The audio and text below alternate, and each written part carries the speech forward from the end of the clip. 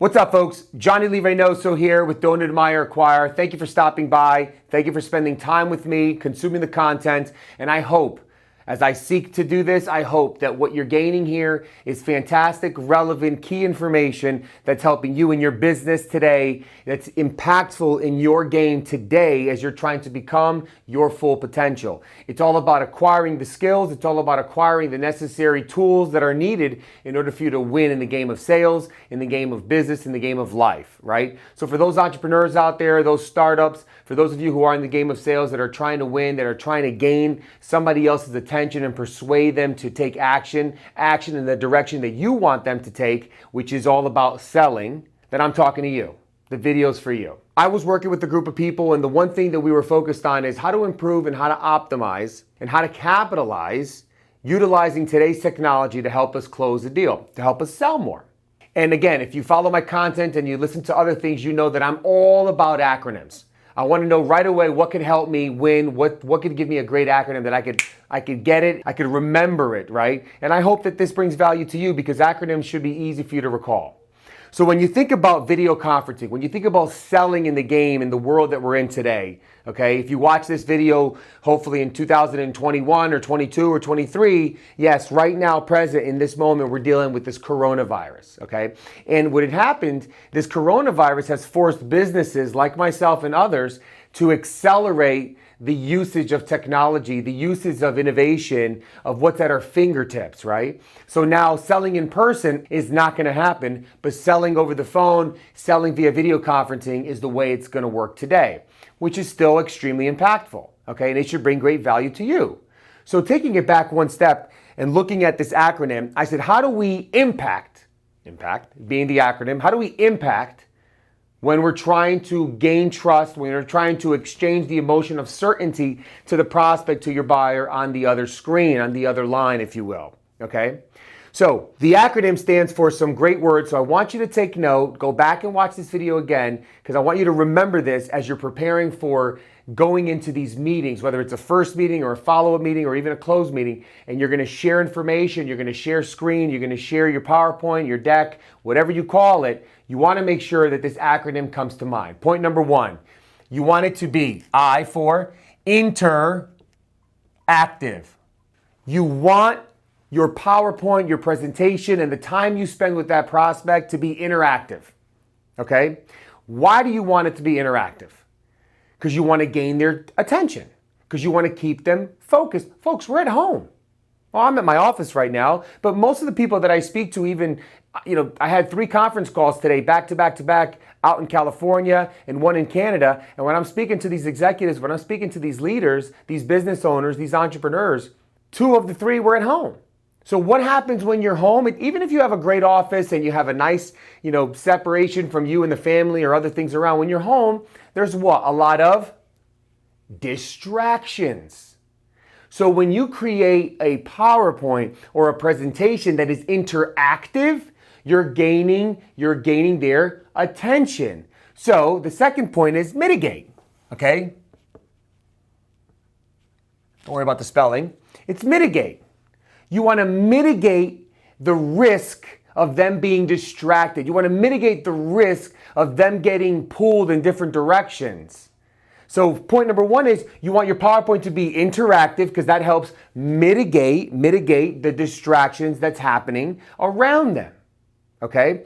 Point number 3, P, this is a powerful one. This is powerful. And I have some notes here that I took for you guys, okay? So point number 3, P, is you want to prepare. You want to be super prepared for your meeting. So P is going to stand for multiple things. But again, point number P here is going to be prepared. Okay? Number 2, you want to be, what's that word again? Professional. What's the other P here? Purposeful. And the last P? Personal. Okay? P. Why? Let me break it down to you. So, number 1 again is you want it to be interactive. You want to be interactive so that you mitigate their distractions. You mitigate the risk of losing their attention. Now, When you're presenting, you want to make sure that you're super prepared, so you're hitting the necessary points and you're truly coming across like a subject matter expert, which again is the certainty that you're trying to transfer to your prospect. You want to be very professional, dressed to impress. Give them the attention that they need. Just because you're home doesn't mean you wear that t-shirt with some of that, cereal stains on it, okay? So dress to impress. Give them the professional respect that they deserve and need. Plus, again, you're trying to gain their trust. You're trying to gain their certainty. You want to give them the transfer of certainty. So you want them to see you as, a force to be reckoned with. You want them to see you as somebody who truly dominates your space and that you're not just another person in that area. Okay, so you want to be uber professional. The third P here is you want to be purposeful. You want to make sure that when you're presenting and you're sharing that every slide has a purpose. I've been through so many Zoom, GoToMeetings, WebExes, MS Team, video conferences from technology companies trying to sell me new technology that I'm interested in improving on, all the way to, other organizations trying to sell me reasons why I should invest in their business or whatnot. And at the end of the day, when I'm listening through all these or going through all these presentations, I realize that there's a lot of just BS in the middle of these slides. There's a lot of just, what I call white space just filled up with jargon that makes no sense, that's not relevant. So you want to make sure that everything you're sharing and everything that you're going through is purposeful for that executive, not for you. For instance, if you're a global organization and you're presented to a company, and you're a global company and you have offices in Shanghai, in Lima, Peru, in Lisbon, Portugal, in London, in Canada, Toronto, Canada, wherever, and you have offices all over the globe, but the prospect that you're speaking to, let's say, is a small organization, a startup, or a mom and pop that's local in New York City or Chicago, and they don't have global footprint. Why would you waste 5, 3, 6 minutes going through all the office spaces that you have and the team that you have globally and how you can support them? And I've seen somebody present not too long ago 3 slides just on their global footprint and reach and how great they are because they have this when the organization they were speaking to operates in this country, the United States, and in one market, one state, Florida. They don't care about the global reach that you have. So be purposeful with everything that you're sharing. And the last one here is you want to be personal. You want to make it a personable. Why? Because you want to make sure that you're still keeping it real, right? That you understand and recognize and empathize with them that whatever everybody's going through, including yourself, is real and that you're a human as well. You want to be personal in the sense that don't be offended or don't be concerned when you see, little Tommy, the cat, just walk through the person's desk. I was on the phone, true story here. Last week, I was on the phone with the president and CEO of a publicly traded company. The office was beautiful. The background drop was wonderful. He was working from home. Within about 3 minutes of being on the call, his office door opens up and I see a little girl, probably about 5 or 6 years old, peek her head in and then close it. Peek her head in and close it. And he didn't even know it was happening because he had his headset on when he was listening to me as we were presenting. And I'm seeing it happen behind him, right? Then later on in that call, that child walked in with a cat and ended up coming right up to him.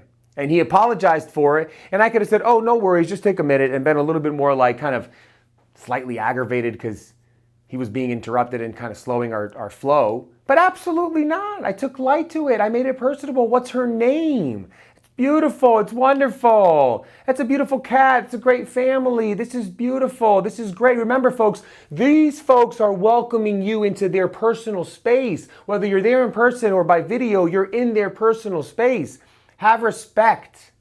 Be personable. Be a person and relate. Okay, so remember the acronym is IMPACT, right? We went through make your PowerPoint interactive. Interactive PowerPoints create what? Less distraction and mitigates the risk of them being distracted. P for the impact, right? P, you want to be very prepared, professional. You want to have purposeful data, purposeful information on your PowerPoint, on your slides, and you want to be personable. Okay, what is A? A is for ask. Ask what? The right questions. Ask the right questions that are meaningful today. Many of you have this scripted questions that you ask that is stuff that you've always went through, whether you learned it in training or you've done it all the time, that maybe resonated or worked well when you were in person, but on video conference, it doesn't really flow correctly. So make sure that you're looking at the questions you're asking and ask yourself, why are you asking those questions? Pause again. Ask yourself, why are you going to ask those questions? What outcome are you looking to gain from asking those kinds of questions? It's critical that we do this correctly because by asking questions, when you ask the right questions, you what? You attract the buyer in them. That's another A word in the A side here. You attract the buyer. You attract the buyer in them, okay? Okay? I'm writing fast here. You attract the buyer in them.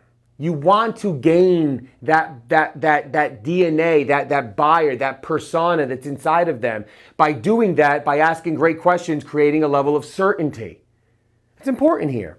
Okay, C is you want to be, obviously, when you ask, you want to be what? Confident. What? Competent. And what? Cordial. When you ask the right questions, then you share with them your value proposition, who you are and how you could impact their business, their organization, their challenge, how you could help be the solution to their problem, to the need that they have.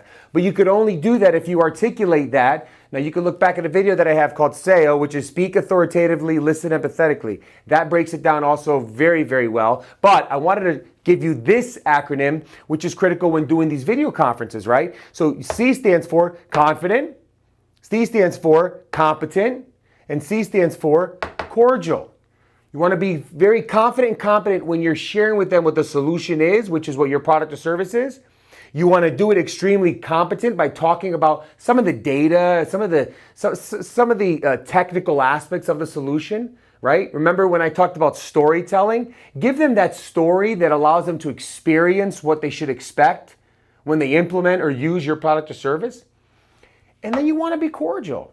You don't want to do it in a manner that's kind of shove it in your throat. You want to be very cordial. Respect the fact that there's a process in place. Respect the fact that we're all dealing with an unprecedented situation right now and that things might not go exactly the way you want them to go from a timeline perspective. But what we cannot do is assume. We cannot assume that just because we're in this pandemic, just because we're in this really odd time right now still, that they as an organization or that person as an individual still does not have the desire, the need, or the ability to write a check for your product or service. So don't assume that. Always approach all of these opportunities with the intention to close the deal. And last point here is, you want to be what? I'm always talking about gratitude. You want to be thankful. Thankful. You want to thank them for their time, and you want to thank them for listening to you and sharing with you and trusting you with their challenge, with their needs, with what they're going through, with their initiatives. But you have to do this with enough time. So that's the T stands for thankful and time. You want to do this with enough time. Again, you all have experienced this. I'm experiencing it as well. When we're on these conference calls and we have 30, 90, 60 minutes, whatever it is that they're scheduled for, everyone seems to want to spend so much time talking about their features, their benefits, and all of their great war stories that they have that are irrelevant to that prospect's needs or the current situation that they're going through. And then when they're done, they ask some critical questions that probably make sense. Most likely they're not making sense right now because they're not relevant to the situation. And now we're down to 5 minutes. And we ask them if they have any questions. They have a slew of them, but they have a hard stop top of the hour. You have a hard stop at the top of the hour. And then you're trying to just quickly fumble through some of those questions. And then before you know it, you're thanking them, but they're already hanging up because they have a hard stop. You have to allow, just like you want to allow in a 60-minute meeting, let's say, you want to allow the first 15 minutes for intro, 30 minutes for, let's just say a demo or going through the value proposition or going through your product or offering, and then you want to use the last 15 minutes for Q&A, let's say. That's wrong. You want to use the last 10 minutes for Q&A, and you want to use the last 5 minutes to thank them. And I challenge you. If you're the kind of person, I don't do that, I don't encourage people to do that, but if your organization wants it, and if you're the kind of person that likes to lay out exactly every minute of the call that's going to take place, an agenda of who's going to do what time, 10 to 10:10, 10:15, 10:10 to 10:20, 10:20 to 10:30. If you do that, I encourage you to make sure that you sneak in the last 5 minutes to just put down there, thank you. Thank you. 5 minutes to say thank you. Thank you for taking the time that you have with me today. Thank you for trusting us with the challenge that you have shared. Thank you for sharing with us the initiative that you have currently in place. And thank you for giving us the opportunity to serve you during this really unprecedented time, but also be a strategic partner to help you grow your business and take it to the next level. I truly appreciate it. You see, you want to be able to do that with time. You can't rush that. Because what they're going to remember is that you're grateful. And that goes a long way. Don't forget. Impact. Follow the acronym. It'll help you close more deals in today's environment while we're doing video conferencing, and even when we escape this horrific time that we're still in, this pandemic, you're going to see yourself close more deals. Cheers.